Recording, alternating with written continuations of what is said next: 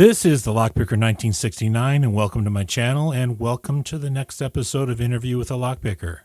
Today I have a co-host, Broke, and our guest today is ElroyzToyz. Say hi, Elroy. Hello, everybody. So where are you from? I'm from Reese, Michigan. Okay. You lived there your whole life? I've been here for a couple years. My wife had a house there. We got married recent. Before that, I actually moved into Clio back in 2008. But I was there. Actually, my daughter's pretty much, she was born while I was living in Clio, and more recently moved, like I said, after remarrying and all that. Previous to Clio, I was in Flint Township for my a lot of my childhood. It's where I went to school, Carmen Ainsworth and whatnot. And as a little guy, I lived in Roseville, Michigan. But yep, my mom then got divorced when I was about 9, and from there we moved up here. So. Okay. So how and when did you get into lock sport?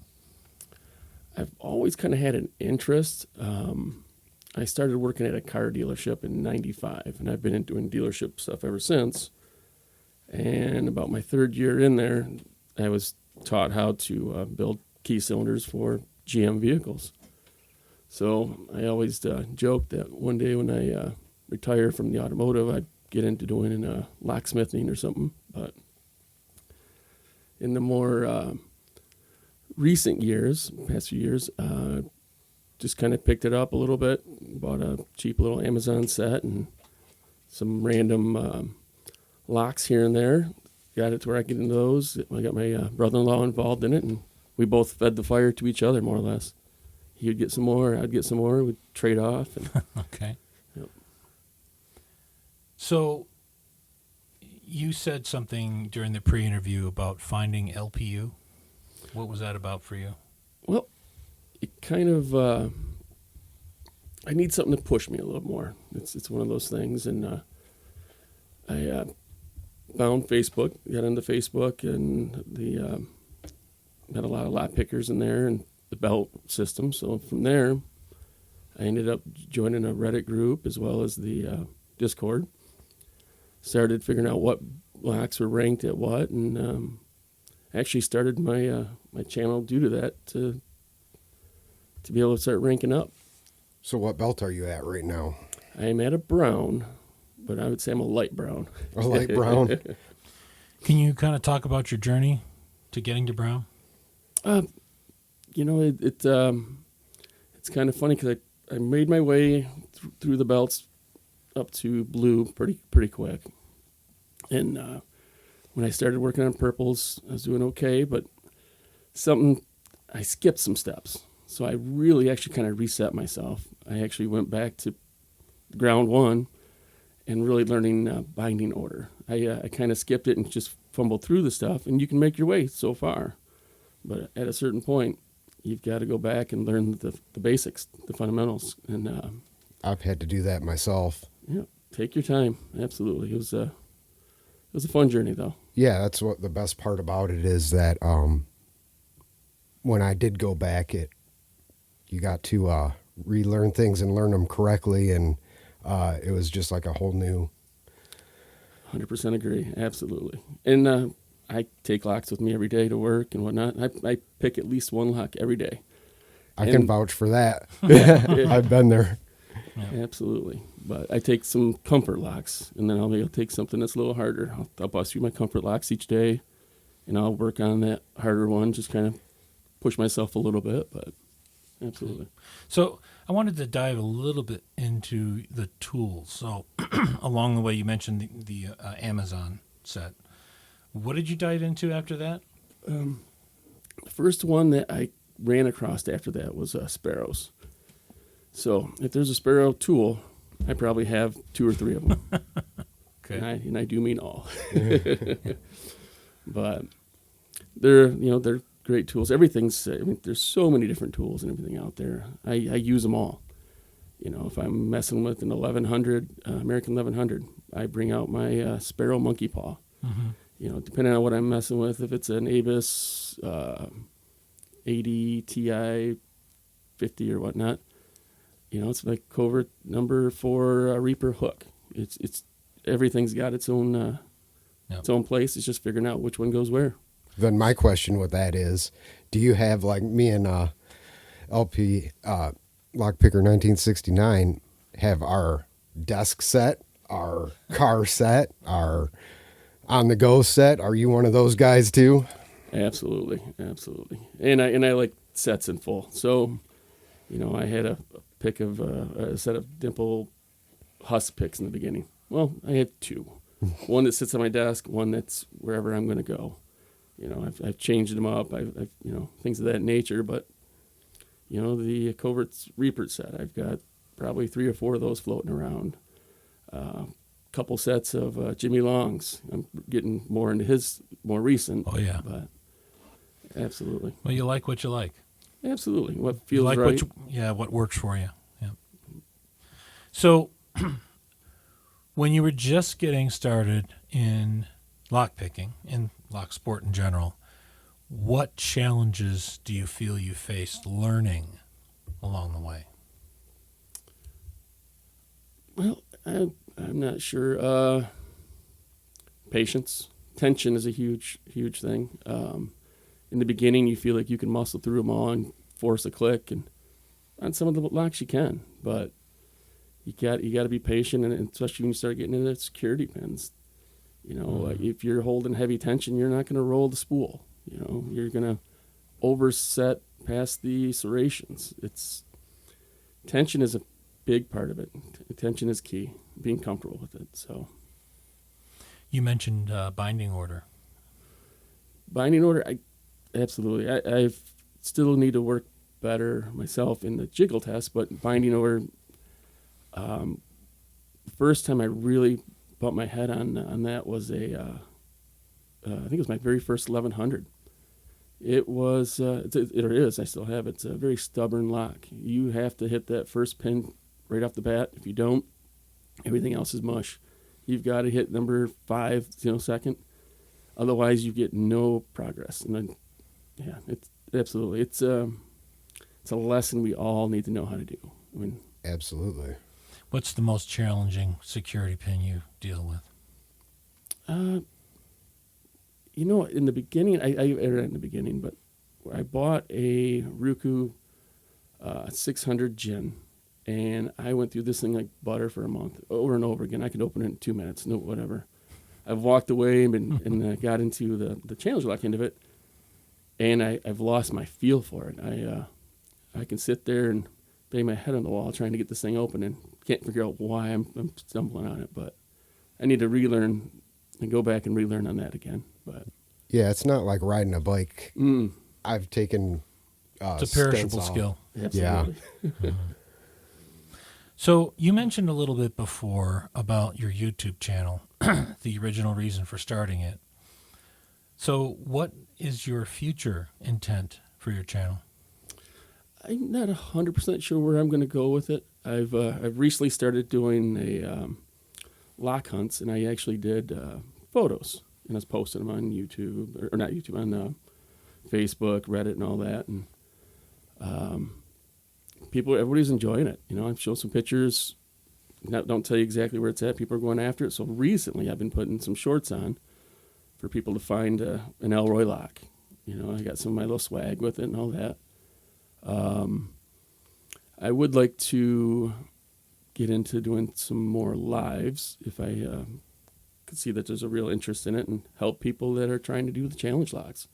Walk them through, and if you have something you're running into, maybe I've hit it already, maybe I've ran into it, and don't be afraid to make mistakes. But I'm actually helpful and glad to help anybody that wants to pursue anything that I can help them with. So I wanted to go back to something we were talking about. You're getting to brown belt. Did you do a blue belt CL, and is that what got you into making CLs? 100%. For the blue belt, one of the things was to make a challenge lock, and I figured, okay, well, I've done enough car cylinders and things like that. That should be a piece of cake. I didn't have brass stock rod yet or any of that, so I ended up using the factory serrated pins and putting them into a drill bit. Horrible trying to do that. That you have a little tiny nub sticking out, a file trying to sand on this thing. There's something. If you get a chance, check them out. But I do have it posted. But they are far from where I'm at now.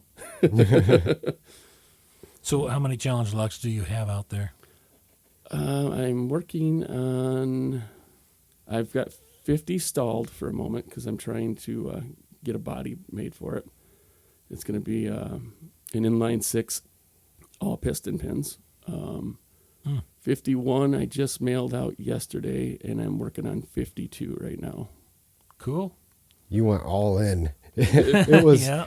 He's like, this is my number one, and then a week later he's got. Hey, there's nothing wrong with being ambitious because, like I said, that's why I wanted to get some more stuff in your hands, because when somebody's enjoying doing that, you want to encourage it. So I wanted to bounce back the community. How exactly were you introduced to it? How did you get into the community? Because you kind of came out of nowhere there, it seemed like, and then it was like you'd always been there. Yeah. So I believe it was my brother-in-law that told me about it, more or less. So I joined, and actually right off the bat, everybody was great. I mean, any questions, any whatever. The locks they're picking, next thing you know, I've got piles of locks showing up from eBay at the front door. But I wanted to try it all, and I kind of still do. But everybody was so helpful. Any little question, you got Georgia Jim, you got Lady Locks, everybody's there to help. I ran into somebody, Robert, I won't go last name, of course, but my wife likes to do nicknames, so I go by his city, call him Waco. He's really, he helped me find locks all over the world, really. I mean, he was buying, he showed me what, and next thing you know, we were ordering stuff together. So it really was really helpful, and there's so much resources out there. And it's a rabbit hole you can really fall down. Oh, yeah. 100%, yes. I'm not even going to encourage you to go in any other directions because you're going really well in the challenge lock one. But there are so many rabbit holes in this log sport. It's unbelievable, and I fell into every one of them. Oh, absolutely, yeah. That's the best part about it is all the rabbit holes. Unless you fall into all of them at the same time, that's a problem. That happened to me, and I burned myself out. Yeah. And it's just it. There's so many things. I mean, I played with leather in the past, so I was like, I could probably make a case or try to do some kind of handles. Because I work at a dealership still, the wiper blade inserts. You make your own tensioners. I could try to, finagle some picks out of the metal. I haven't done pick making yet, but it's in the future plans. At least give it a shot. It's fun. But there's so many things you can do. Even if you get burned out a little bit on picking a lock, you got your head against the wall, you can mess with pins, make some pins, make your own. Yeah. And that helps. That really helps because you get stuck on a lock and it's like you go through stages. And I would take a bunch of brass rod stock, sit down there, chuck some up, and pin therapy. Just sit there for an hour or two, just making one pin after another, cut that off, and okay, let's try this. And before you know it, you have a pile of pins sitting now there that you got to sort through, and And everybody, you start doing something, everybody has interest, so it just fuels your fire. You start making a challenge lock, you got 10 people that want to do it, and you've got people who do it that say, hey, you're doing great, but if you want to try something a little different, try this. This is something I do. Yeah. Holistic. He was like, your pins look great, but if you want, I sand mine a little bit. Use like a 2,000 grit. You know what? That's what got me sanding mine. Now I'm actually running mine all the way up to 10,000, and these things look polished. Mm-hmm. Yeah. And, I've seen the pictures, yeah. yep, some are more effective that way. Some might be a little less, but you learn which ones you need to do it and where to do it. And I was polishing while I was spinning them, so, yeah. Yep. And I find that everybody in this community is so talented in so many different things, and we all have so many different hobbies on the side. Oh, yeah. Yep, absolutely. Yeah, definitely. I think that's why we all connect really well. All right, so here's the question that is always interesting, I think. Is there anything about yourself that you'd like our audience to know? I think I put most everything forward, to be honest. There's not a whole lot. I've got many interests. You know, I've done the off-roading and all this. Right now, my strongest thing is the lock sport. I enjoy helping anybody and everybody. You know, if somebody needs a hand with something, I will gladly, do what I can to help out. I mean, I even got into 3D printing, for example, and sometimes it's a pain or can be expensive to buy the different holders and all this stuff. I send something out. I send the filament, yeah, especially when it gets dry. Right. Yeah. So anybody needs something, I end up printing it. There's people all over that are just lending a hand, and I'm just trying to do my part and as much as I can as well. Does your 3D printer ever get a break? I've had it for a few months now, and it just told me I was at 1,300 hours. So, I mean, the power went out once a few weeks ago. Ooh. That's about it. Did it recover from that, or did you have to start over again? Luckily enough, it was actually just after a print, so nothing lost. Oh, that's good. I've had it where it's killed it right after 9 hours of printing before. Oh. That was painful. So what do you? So you mentioned about starting at 18 at a car dealership, and you worked as a parts manager. So what are you doing today? Same thing, or? I am at a different dealership. I was at that one for 18 years. I am at another dealership, and I'm at 13 years right now. I'm in basics. They're assistant. They don't have a title for an assistant in my department. But doing kind of basically the same thing, just a lot larger dealer, way more volume. And I don't see myself going anywhere from here. It's a great place to be, great place to work. It's good. Yep. Very good atmosphere, everything. So you briefly mentioned some of your hobbies and interests with, you said you did dirt bike riding and motorcycles and all that. You also mentioned something regarding fishing. Yep, I tried, I've rode dirt bikes for years. My last motorcycle I had was a Harley. I ended up selling that, and I've done local bass tournaments and whatnot, and I was having fun with that for a good few years. I was doing that up to about 40. My 40th birthday, found out I was, at that time now, diabetic, and I was having balance issues and things of that nature, so it kind of put a halt to all that. I've got back into the fishing. I just haven't messed with the tournament fishing or anything along that line. But my daughter reminds me that she wants to get back on the boat here soon, so I'm going to have to get that running quick. Okay. All right. Now, I don't see you as a golfer. Tell us about the golfing. Guy I worked with at my old dealership was a trainer and whatnot, and him and I'd go out, and year after year we went, and unfortunately he had an accident, and after that I quit golfing. Since I've moved, since I've been married and moved out to Reese, one of our good buddies loves golfing, so I got into doing that again with him.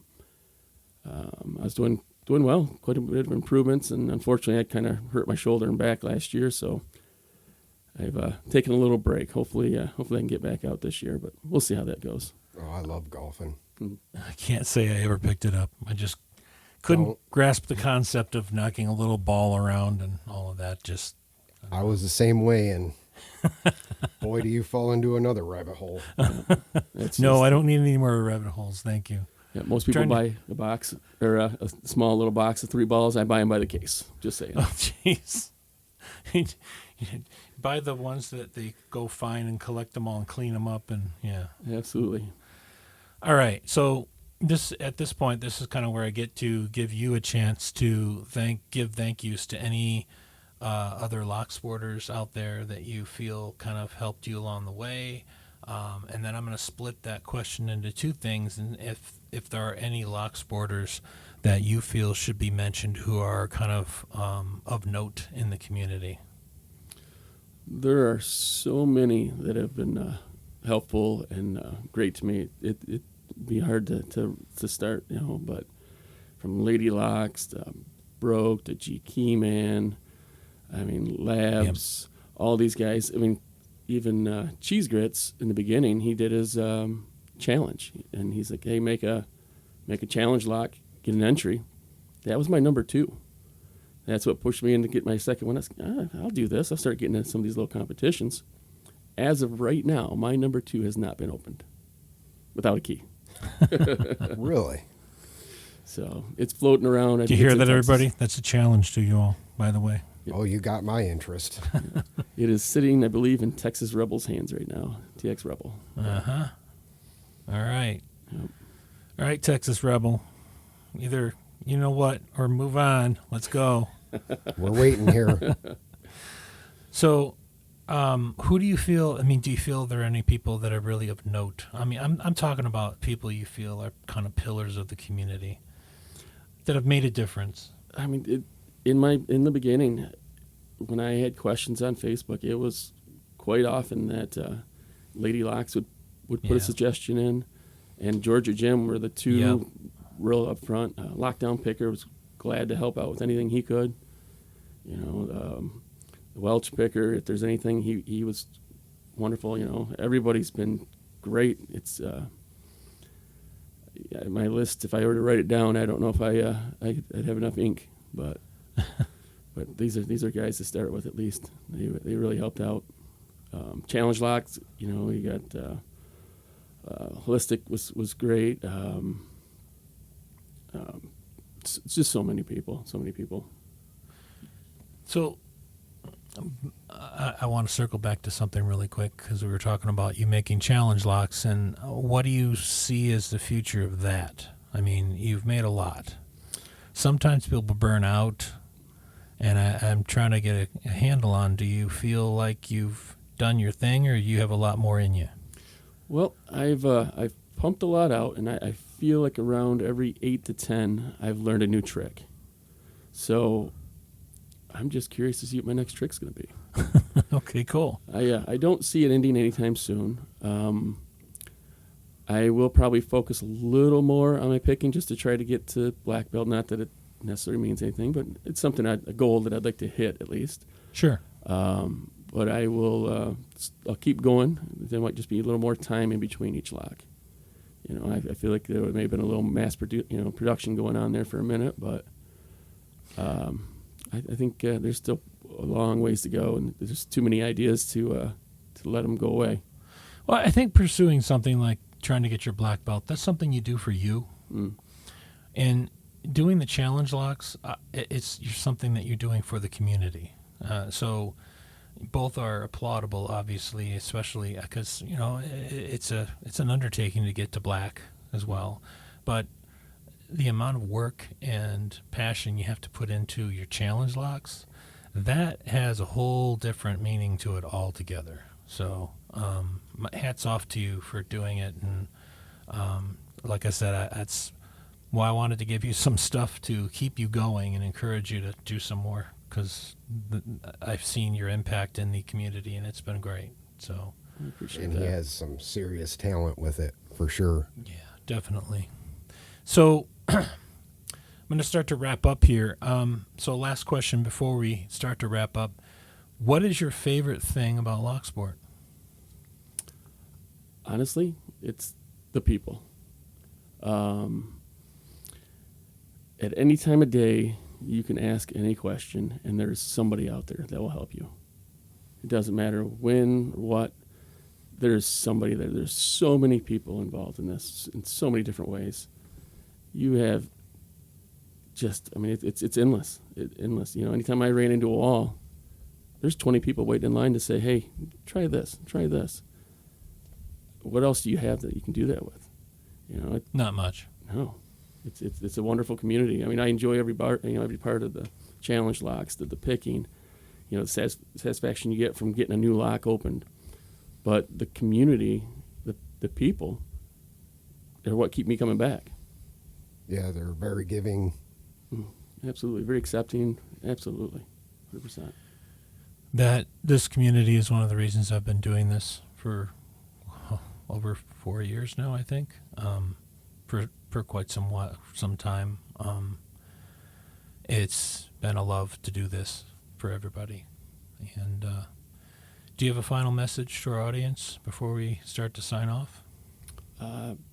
Just don't give up. I mean, you'll run into a hard lock, and be honest, you and I might have the same ABIS whatever number, but the bidding is different. The security pins are different.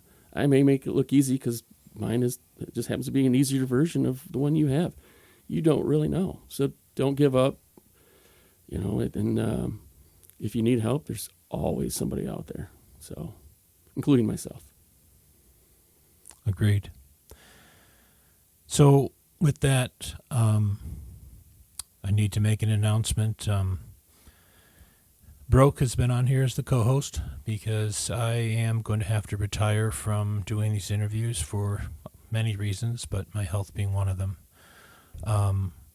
Broke has always been there to want to take over doing this type of thing, and I'm happy to give this to him. I think his passion for wanting to do it is very strong, and I would hope that the community will stand behind him, support him, and help him kind of get things going on his end.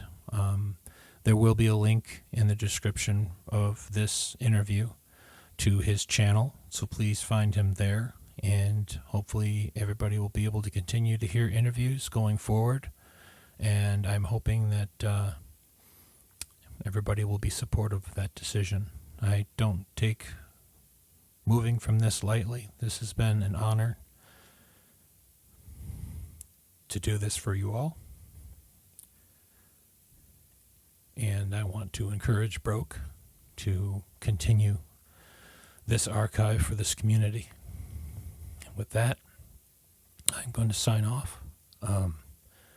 Thank you for listening, and please remember to hit that subscribe button, turn on notifications and all, and hit like on the video.